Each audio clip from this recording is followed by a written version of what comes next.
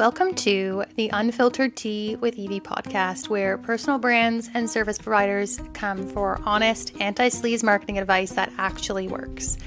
I'm Evie Taveras, founder of Evie Taveras Branding, and if you're tired of manipulative tactics, sleazy marketing strategies, and feeling like you're the only one who doesn't have your business all together, you're in the right place. On this podcast, we're diving into copywriting, personal branding strategy, business mindset, and balancing business with kids and real life. I'll be bringing in some epic guests, including business experts, to share their insights and real experiences in life and business. You can expect real life stories, tactical tips, and the occasional spicy Evie moment, all served up with your morning cup of tea. So grab your tea, get cozy, and let's get into it. Welcome back to another incredible guest episode. Today I sat down with Kristine from Socials with Kristine. Kristine is a social media manager for female founders, helping them to be consistent on socials so they can spend more time doing what they love and being in their zone of genius. She brings a somatic, nervous system informed approach to everything that she does, as she is a somatic practitioner as well, which means that she cares about her clients' well-being just as much as the results. In this conversation, we go over everything from how Kristine started her business to what her strategy is for herself and her clients, because they are kind of different. And we also talk about visibility in 2026 and what that looks like. And another extra special surprise that we did within this episode was we put out on socials for people who would love to have their social media profile audited by myself and Kristine. So this was something that we did live on the episode. Thank you so much to the people who volunteered. We dive into all of that, and I'm sure that there's going to be some great tips in there for you as well. So I can't wait for you to listen to the episode, lean in, and enjoy. Welcome back to the Unfiltered Tea with Evie. I'm here with a very exciting guest with Kristine, and today we're talking all about socials because that's kind of Kristine's thing. So thank you so much for being here. Thank you. I'm so excited to chat and, be a little unfiltered. Yeah, I love that. We've got some exciting things planned, but before we get into that, you and I met not that long ago through High Vibe Women and kind of through online, right? As one does when you have a business. But you're kind of new to your business. Your business is still fairly new, right? So tell us how long have you been in business? What have you found since you started? Tell us a little bit about your journey. Yeah, so funny. When people say that, I'm like, right, I actually haven't been in business that long, but I've been in social media for a long time. So then sometimes I'm like, yeah, no, I've been here forever. But yeah, I've been in social media since probably university. And then I had always been doing it on the side and always thought I was going to do it full time, but then I would kind of get scared about being a full-time entrepreneur, which I'm sure many people can relate with. And so it wasn't until this fall that I got a client, and she ended up just being an absolute referral machine. And she essentially referred me out to everybody she knew and truthfully built my business from the ground up. And then from September to February, I was building my business and then took it full time in February, which still feels insane when I say it. I'm yeah, I took a business full time in 6 months, but yeah, I just it truly takes one client. I cannot stress that enough. If you are doing really good work and building really strong relationships, it takes one client. Yeah, that's amazing. I love that. And I feel we're actually kind of similar because I was the same. I was working part-time, doing this on the side, built it on the side, and then quit. I think it was around 6 months as well. Once I because I went back to work at the credit union that I didn't love. But it's a wild thing to kind of take that bet on yourself, right? To go from a completely reliable income to completely relying on yourself after 6 months. 100%. And I think too, there's so many different parts of that. I had a boyfriend who had a stable job so that if we had to, we could lean on his income. There's definitely components to it. And I had previously jumped all in on a business and it couldn't sustain, I couldn't sustain it or it couldn't support me. And so I was much more, I just thought it through a lot more this time where I was okay, I need to make this much a month. I need to have this many people in terms of leads and sales and and kind of planned it a little bit more. But the last time, maybe call it a little bit of delusion. Maybe it was good for me and a good learning experience, but like I jumped into a business with like no savings, no income, and was just like, the universe is going to catch me. It'll all work out. It didn't. So don't do that. But I think it was a really great experience because it taught me like to plan for it and to make sure that like you have enough of a cushion that you're not stressed about the money part of it. You're stressed about like all the other things that happen as soon as you go full time. And how have you found that it's kind of changed even in the 6 months since you started?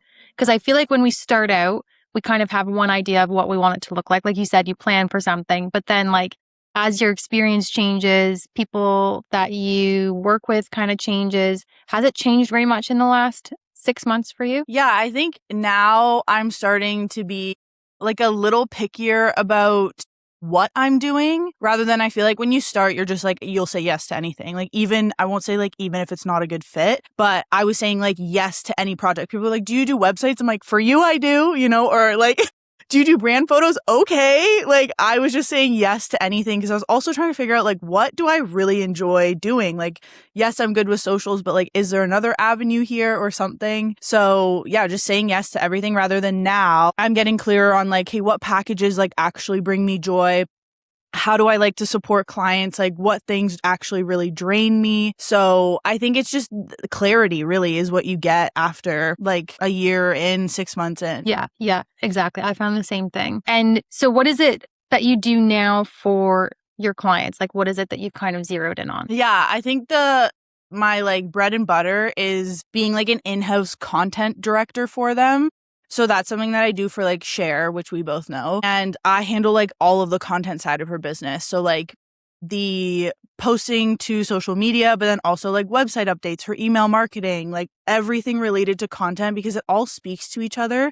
So I think sometimes it can be really challenging is if you hire out like an email marketer and then hire out like different people for different parts. So I try to bring that all under one thing, and that's kind of like my top end package, but it really like just keeps their content machine going. And I really like it because it has me in like all parts of their business. And then I feel more like a partner than someone they're just outsourcing to.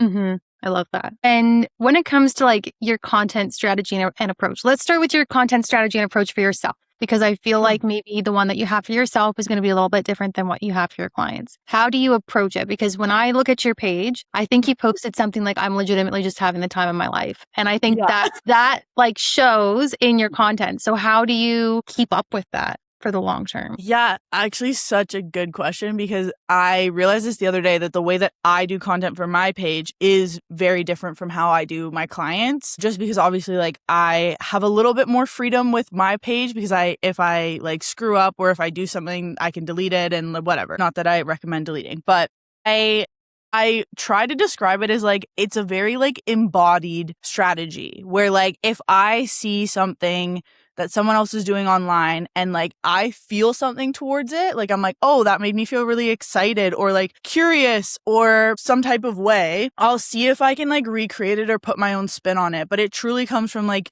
as a social media manager, we are chronically online. So I'm like coming across a lot of content, but I find the content that like I bring to my page is based on like other things that I've seen that like make me feel something, or like I'm like, wow, that's a sick piece of content, like I want to see if I can do that, rather than like for clients it's much more strategic. And it's typically like every content strategy, you want 3 pieces of content.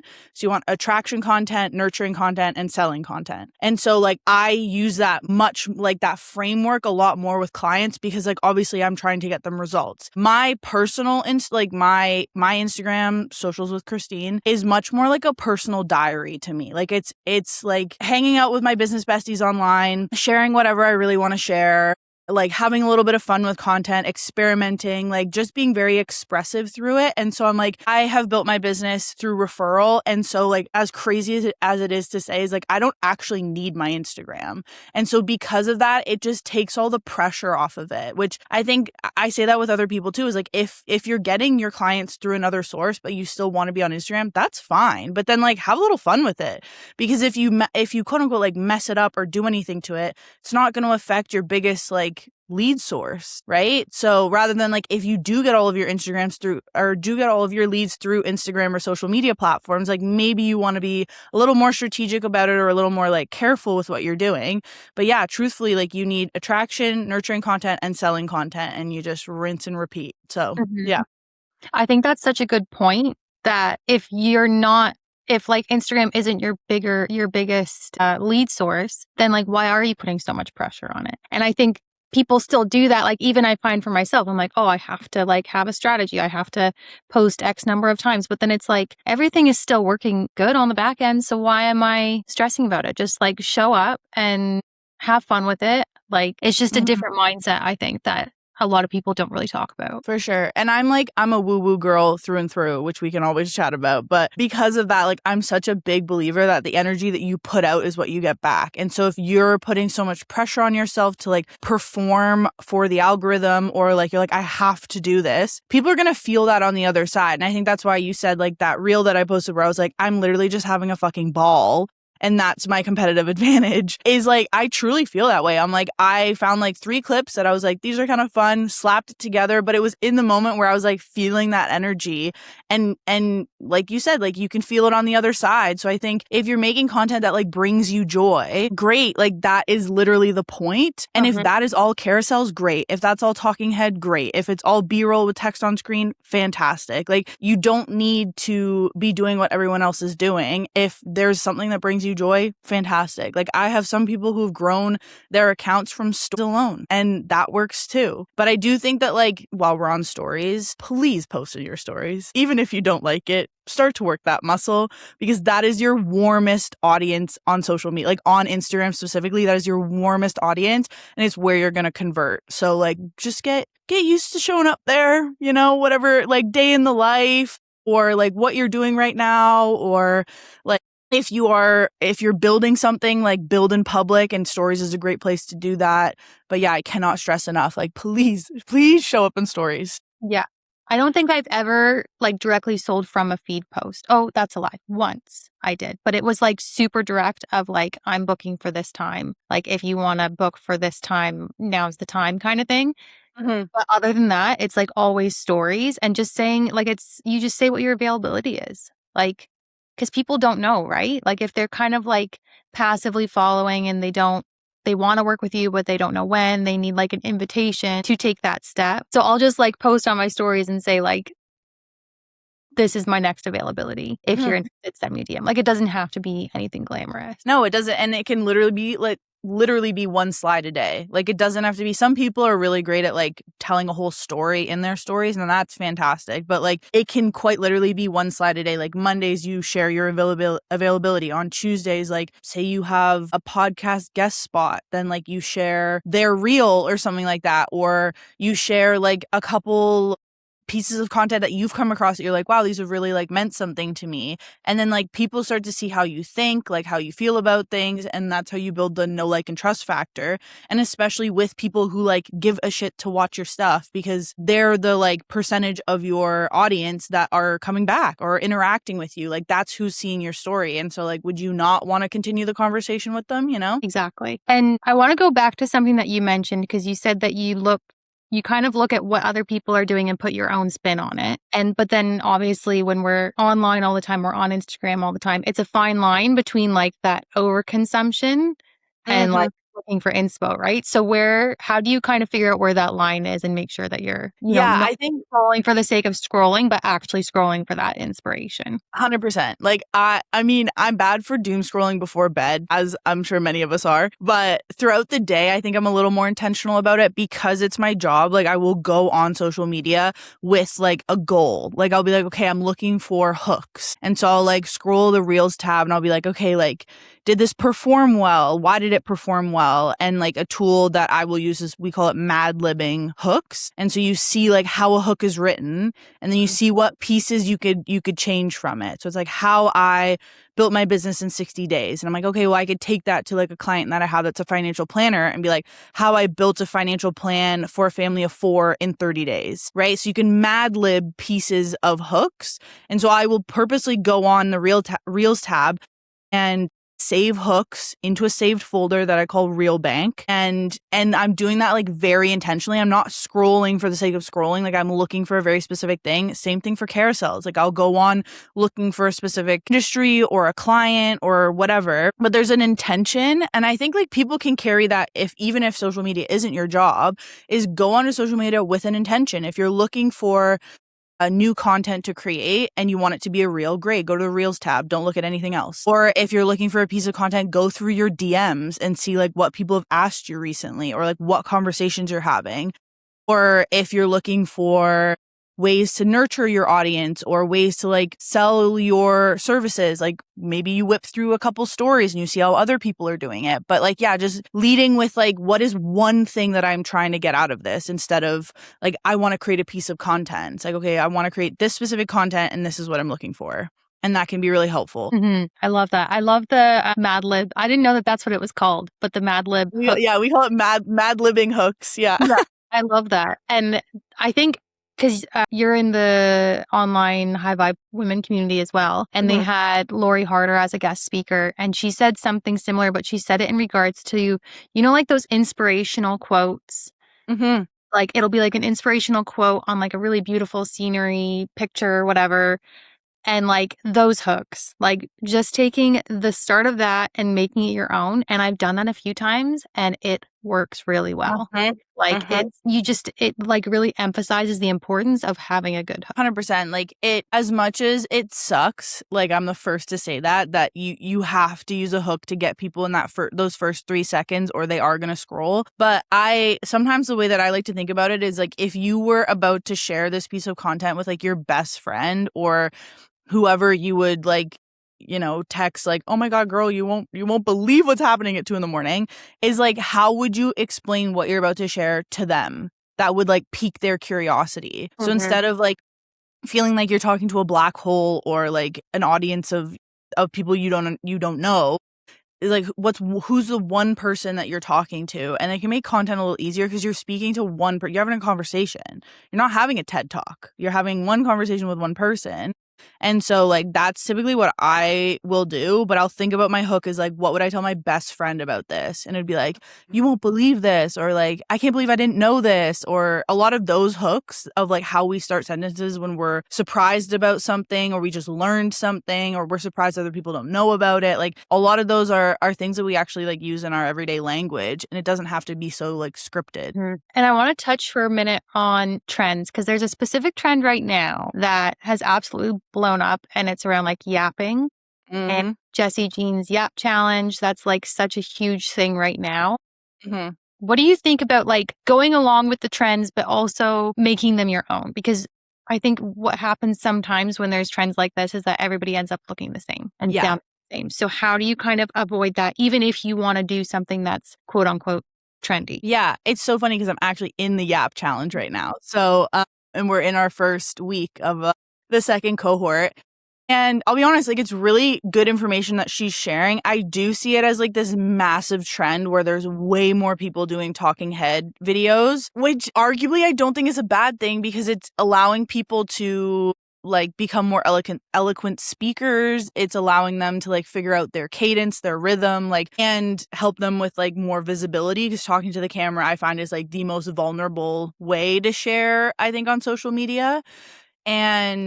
But I think it always goes back, like trends, it always goes back to like, how does it apply to your business? Like, I'm not going to hop on a trend that has something to do with like construction because it makes no sense for me. Like, it does not fit my brand whatsoever. Same with like a couple years ago, that was like the propaganda I'm not falling for. From like a political lens, I don't love using the word propaganda. So I'm not going to hop on that trend because it goes directly against my values. However, like some of the trends that's like in my 20s, people told me this and it was important not to believe them. Love that stuff because I like sharing stuff. Like I like sharing self-improvement and like stuff about like growth. So that fits my brand and the values. So I think it's just like slowing down and being like, does this actually align with the values of my brand, align with like what I actually speak about? Because people will notice that if you're jumping on trends that make no sense with your business or go directly against your values just to get views, like people will notice. So it's just like, can we apply it to our business? Does it make sense? And if it doesn't, like, that's okay. Trust me, there'll be another one in 2 days. Like, Right. yeah. And kind of switching gears a little bit, kind of the biggest word for marketing, I think anyway, in 2026 has been around visibility. And I think that kind of looks like something different for everybody. So what does that really mean for you? And how are you kind of approaching it for 2026? Yeah, it's so interesting. Like I'm a big believer that visibility is just getting thrown out there, and there's not a lot of like nervous system talk around it too, because like becoming more visible is a somatic experience, which means it's like a felt or like body-based experience, in my opinion, because you are actively putting yourself like out there to be seen, which like historically, I mean, if we go back like hundreds and thousands of years, being seen in the middle of a forest by a jaguar, not a good place to be, right? And so our nervous systems like still remember that. Not to mention as women too, like anytime if we think about like the early 2000s or like literally any time in media, it's like Anne Hathaway's on a beach and people are like commenting on how her body looks and she's like 6 weeks postpartum or something like that. Like and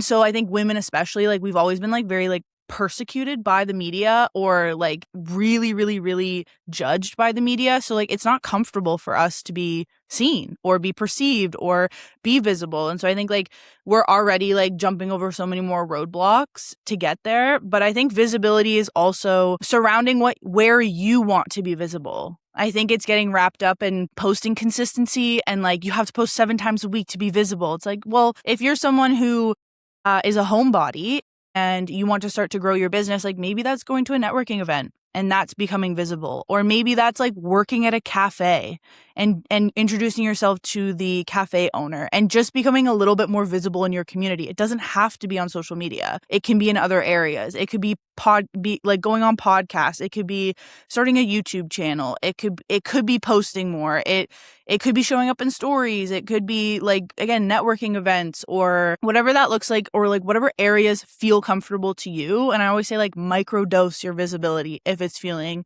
a little uncomfy, and like find what works for you and know that it doesn't have to be 7 times a week. I love that you brought that out, that it doesn't just have to be on Instagram, because I think that's, or on socials, because that's the first thing that people think of when they think I have to show up for my business. Yeah, like it could even be like a brand shoot, right? And just like getting behind, like getting photos of you in your element and where you feel beautiful, where like you feel aligned with your brand. And Evie can help with that. But like maybe that's what it is too, and that's the baby step towards like becoming more visible, is just having photos of you that you love and will actually use. Right? Or like photos of you that aren't stock on your website, so that like you are on your website a little bit more, because that's a way to be more visible too. Like I think again, it just gets so wrapped up in like the all or nothing. And it's like, okay, what's between that we can find that feels good for us depending on our level of comfortability with visibility. Yeah. Amazing. Okay, so on to the second fun portion of this episode. Kristine and I put out on socials that we were going to be doing live audits on this episode for social media. So we had a few very willing volunteers. So if you did volunteer, thank you so much for putting it out there. We only have time to do a few this episode, but maybe we'll come back for round 2 and do some more. We did have quite a few. So yeah, we're just going to kind of wing it and just see how we can audit these Instagram pages. Okay. So the first one, Leslie Robertson, Get Fit with Less. All right. Our Leslie, our girl up in Ottawa, hometown. Okay. Is that your hometown? Hometown is Ottawa. Yeah. Oh, okay, cool. I know. You and Leslie. Yeah, me and Leslie. I was like, yes, girl. Oh, okay. Do you want to go first? Do you want me to go first? You can go first. Yeah. I can go first. Okay. Love that she has personal trainer, health coach, hype girl in her name line, because that's like your SEO line. The only thing I would put there is if you're Ottawa based, like Ottawa personal trainer. So if you have a location, definitely put that up there. And then helping women reclaim their health through simple, effective workouts, compassionate coaching, and balanced nutrition. Great. That's like a really nice positioning statement. I would include some credibility in your bio. So like how many clients have you had, or like how many years have you been in business? And then some type of call to action to your link tree. So like why would people click that? Like do they get a free consultation with you, or like get a free class, or do you have any like freebies? But just like why would they click the link in bio? If we're going down, love the story highlights. Gorge. Love the different things that you have pinned. I would also do one that's maybe again, another piece of like credibility. You have an about us, and you have like transform your health and fitness journey. So like how you help people, but then maybe one that's like credibility, or like a high performing reel is also like, or high performing post is another thing that you can put in your pin post, or something that people really resonated with. But otherwise, like, I mean, I see Leslie's content all the time. So I do love what she shares. Like it's very on brand. Yeah. My only thing that I'm seeing as I'm scrolling down is just multiple fonts.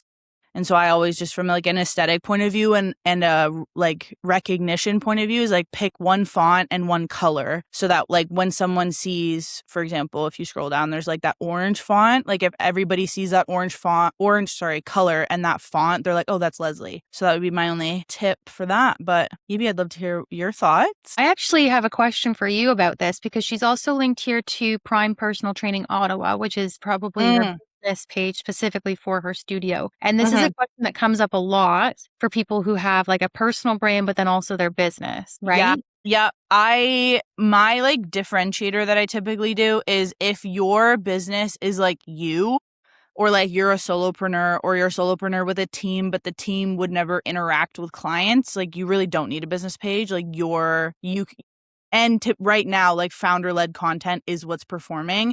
And so I think regardless, like if you're the head of your business, like you should have a personal brand. However, that personal brand could probably also be your business page. If she is if Leslie's only hiring for herself and not hiring for other people, then I think that's fine. It's for people who have like, I don't know, this is such a random example, but like say you have like a door opening business, and like other people would be coming to service the garage, you probably want to have a business page, because you wouldn't want like people to assume it's going to be you. So if you have like, as I say, if you have a team or like a company, then a business page is a good plan. But if it's like just you, or like you're the head of the brand and it's a team of like VAs, or it's a team of people that like don't interact with your clients, then like a personal brand Instagram is perfectly fine. I agree. For me, just looking through it here, I agree with the things about the bio that you mentioned. And yeah, there's not really like a clear call to action to go ahead and like go click that link tree or like message you or DM. The hooks are good. Like from the on-screen hooks that I'm seeing just when I'm scrolling, it's like it is enticing that somebody would want to click based on the hooks. The top 3 like pinned posts, I like the content of them. I wonder if there is a way to just like break it up and have like a picture of Leslie, a picture of like almost like a stock photo or something, or even like 3 graphics, because you've got the about us graphics. You could have an about Leslie graphic, and then another one of like top tips for busy moms who want to work out. Just like graphics to make those all like look super clean at the top, unless you switch them out a lot. But that would just be my observation. But other than that, yeah, I see all of Leslie's stuff all the time. It's always like very positive and like upbuilding and encouraging, and just makes exercising and like personal training and everything look very approachable versus like the scary like gym bros that you see. Yeah. No, yeah. So she's definitely nailing like her messaging for sure. Yeah. Okay. Amazing. Thank you, Leslie, for volunteering and being willing to be audited. I hope that was helpful. The next one I have is Nicole Weston. So it's at the Nicole Weston. Okay. And she is, do you want me to go first on this one? Yeah, go for it. Okay. So I love what Nicole is all about. So she's a coach for motherless mothers, and that goes straight into her name. She talks about her podcast in the bio. I help moms without moms stop carrying the grief alone and rebuild who they are now. So I think that as a line, like from a copywriting perspective, really shows that you understand where people are at when they've gone through such a thing as losing their mom, and you're communicating exactly how you help them and what's the outcome of them working with you. So they can rebuild who they are after they've lost their mom. Talks about the free workbook So the free workbook is good. I like that, but it doesn't have like a specific call to action to like click to get it or anything like that. So that's one thing I would say. The other thing I've noticed, like she's had a ton of reels pop off. Like, Yeah, she's if been you look killing at it her recently. reels, like, Yeah. yeah. Honestly, I know that, Nicole's been crushing it lately. So one thing I would say, some of them, maybe the covers could be adjusted on the reels. Like if I'm just scrolling through the reels tab, some of them specifically for the podcast, maybe just like some podcast covers there. Something I'm also guilty of doing as well. So let me make note of that for myself. But yeah, overall, I love how like raw and honest Nicole is in her content. Like she doesn't tiptoe around what is a very sensitive subject, but she still does it in like a respectful way, but like just really communicates that she understands where women are coming from when they're in this position. 100%. I think like her content always brings up the question of like, does it make sense to niche down or not? And she's niched into like motherless mothers, which I would say is like a very, I don't want to say a small portion of society, but like a very specific portion of like our population, and it's working for her. So I think like she really shows you that if you are speaking to one person, which like you are speaking to the mom that's lost their mom and is now also a mother, like that type of stuff performs really well because people feel like you are speaking to them specifically rather than like a whole group of people. So I think she's really nailed that. And with the vulnerability too, like that's a way to hook people in, right? Like that is so different from the like performative stuff that we see on socials. So like her sharing her story around losing her mom and then becoming a mom that like can't call her mom, as she says, like I think it really cuts through the noise because people resonate with what she's going through and the vulnerability around it. And yeah, even I find like that's such, just even can't call your mom. Like if you think about that, even as somebody like hasn't lost her mom, like you think about what that would look like for you. Like it's just so clearly communicates the emotion and like the experience of what that looks like, right? Like, I just think that's really cool. Yeah. Which I think is interesting too, that like you're essentially your ideal client, but like 5 steps ahead. And I think that's like she really shows that, is that like she has been the person who's like, I can't call my mom and it's like really throwing my life off and I don't know what to do about it. But then she's come out of it and is now like teaching other people or like guiding other people through that as well. But like I think sometimes we think we're so like far ahead or like too close to our ideal client, but like you truly are like maybe 3 months away from where they've been, but it's just you've learned enough to now teach it. So I think she shows that really well too. Agreed. Okay. Amazing. Thank you so much, Nicole, for volunteering. I hope that was helpful as well. Okay. Next one is Jillian Leslie at Rising Raven Wellness. And I will let you go first on this one. Oh, okay. We're taking turns. I love it. Okay. Women's wellness and life transitions coach. Okay. The only thing that I don't know if this is a bone to pick or not, but in that line, which is like your name line where like most people have their name and then like their title. While I understand so many of us want to have like unique titles, I always preface this with like, what are people actually searching for? Because for the longest time, like I also was like, I want to be like a content like coach or like a somatic content coach. And then like one of my friends was like, who's searching for that? And I was like, no, you're so right. Right. Like they'll find out what I'm about when they land on my page, but realistically they're searching for social media manager. So I say the same thing for Jillian. Like, are people searching for life transitions coach or are they searching for like a wellness coach? And it's not saying that you don't support people with life transitions, just like that line is what people are actually searching for. And I don't know if they're looking for life transitions coach. So just laying that out there, which is where you can give more a context in your bio. So like helping women rebuild their strength after burnout, loss, and life transitions, that gives more context. So maybe it doesn't have to be in the name line. Also a sourdough teacher because bread is good for your soul. Like I think that's a really cute, cheeky way to show her personality. Again, would love to see a call to action here. Like why would people click your link in bio? Because right now like your link in bio has like website, newsletter, and workshops. Like in this season, do you want people to sign up for the newsletter? Because you can always change your call to action too. So just like why would people click that? I, again, always love, like, the stuff that Jillian shares. I go back again to, like, just brand cohesion. So there's lots of different colors here. There's lots of different fonts. So can we land on, like, one color, one font that we like to use? And like, maybe some templates too. So, like, templates around, like, if you're sharing events and workshops or anything like that, just so that it's repeatable. And again, like, that will help with recognition. Like, people see that specific template and they're like, oh, Jillian's putting on a workshop. So, yeah.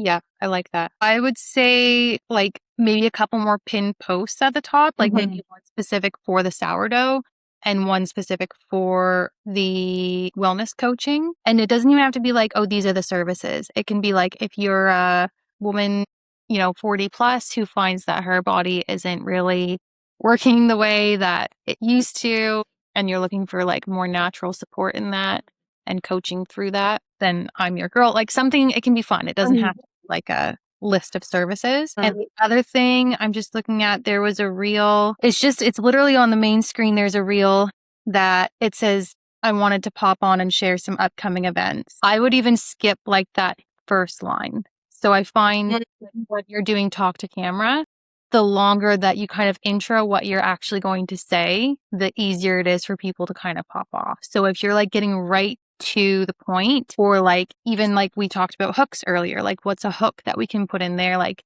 if you are a woman who has been watching all your friends learn sourdough and you don't know how to do it and you want to learn how to do it, then this is for you. I have workshops coming up XYZ dates. Like just like really try and hook people in instead of just I'm popping in to share, or I want to say, like just get right to the point, hook them in, and then tell them. Yeah. I think too, like when it comes to actually like filming that, some people feel like they have to start with the hook and then they feel very like caught off guard. And so you can start your video with like, hey guys, I'm on here to da da da da da, and then just trim it in editing. But like, don't feel like you have to start it with the hook and then you feel like very like disjointed and like scripted. So you can start however you like to start videos and then you just like trim it in editing. So I think that's always like a way to feel a bit more comfortable too when you're talking to the camera. Yeah, I like that idea. The other thing, this is like not something for Jillian, but I find when I'm like recording, I like if I'm going to do a story where I'm talking, I take a breath in and then I'm like immediately breathing out so that the beginning of the video isn't me going like I'm just like da da da da da, like they don't have to hear you breathe at the start of the video.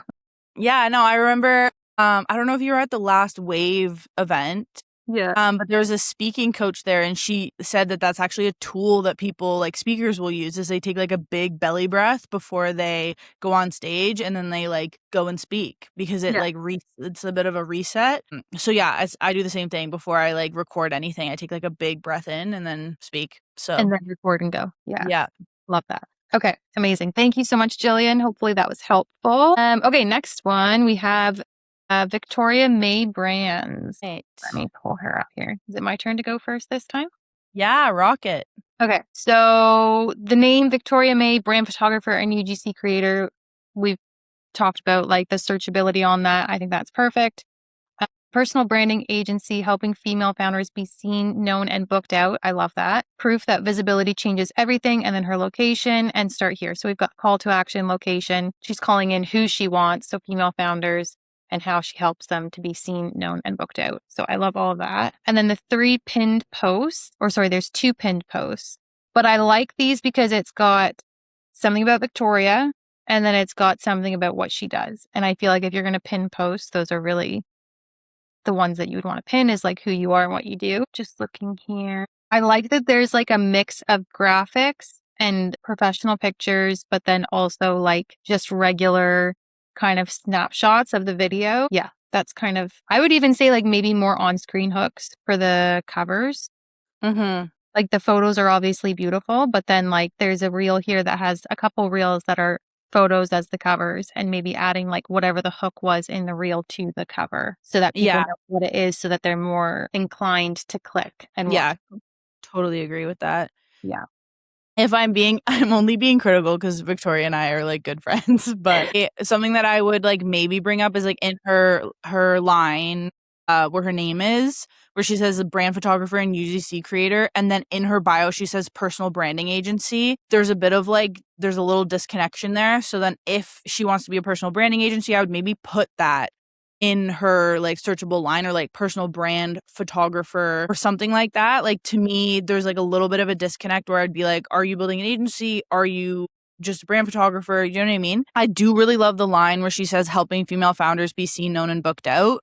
But then I almost feel like the line underneath of proof that visibility changes everything doesn't hit as hard. And so I'm like, and also like feels like it doesn't go somewhere. And so I don't know if like that's taking it out or just like sharing proof in a different way. Like, I don't know if that's like a credibility line instead where it's like helping or like 30 plus female founders have been shown that visibility changes everything or something like that. Do you know what I mean? Like beef it up a little bit. And then I do agree with like more on-screen text hooks just so that we know like what the reels are about. And I also know this like insider knowledge. She's in the middle of moving to like new brand templates for social. So I'm starting to see those like pop in a little bit more. So I like that it's like it's a little bit more cohesive, which is great. Like there's similar colors and all of that stuff. So yeah, but no, I think otherwise like she's doing a really great job. And I'd love to see her build out her highlights a little bit more too though. Especially as like a personal branding agency, like highlights can be really important as people land on your page. So I'd love to see that. Would you say that story highlights is like a must have or is it like a maybe have? Maybe have. Like if you, again, this is where like if you're sharing in stories, you should have enough to build highlights. So it's kind of like chicken and the egg. But I think like if you do want to do highlights, like one that says like start here and it's about like your journey or how to work with you is a good one. If you are someone who's like service based or like where you would want to share your portfolio, that's another highlight to have. And then like testimonials is a really great one as well. And then if you're a brick and mortar business, I do say like if you have one that's like store hours so that like people land on your page and then right away can like tap a highlight and know your store hours or know any like sales going on or any like important info about your store or your like brick and mortar location, that's really strong. So yeah, it's I would say it's not like a must have anymore. It used to be a little bit more, but now it's like if you have it, great. If you don't, you don't. It's okay. Yeah. Would you say if you have it, keep it updated? And if you're not keeping it updated, yeah, like maybe once a month, set like a little time aside and check them.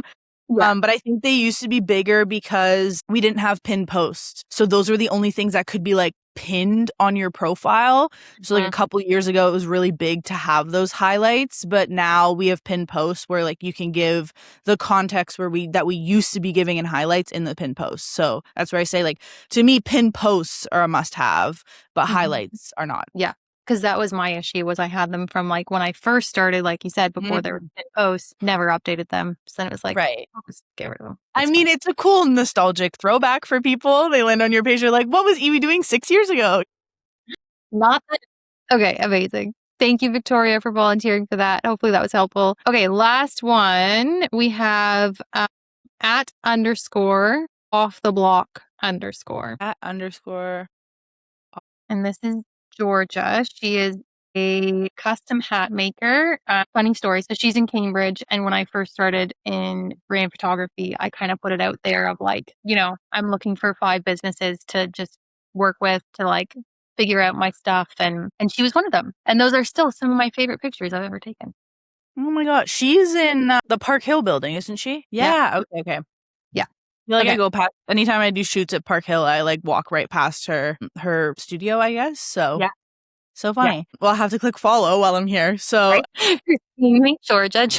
Yeah, really. Did you go first the last time or did I go first? I think I went first for Victoria. Okay. So I do really love Off the Block custom hat maker. If she's shipping like worldwide or Canada wide, I think that's fine. If she does do like pickup locally, I would probably put Cambridge or like Southern Ontario custom hat maker, something like that. Also, if she is the face of the brand, hot take, I don't think it should be a logo in her profile photo. It should be her. Because then when she goes to events and stuff like that, people are going to recognize her faster because like they will have seen her face in her profile photo more often. So that would be my suggestion. And then in terms of just like formatting for the bio, I would just like make each thing on a line. Right now it's like all in one paragraph. So like handcrafted, one of a kind, custom hats, and then like enter.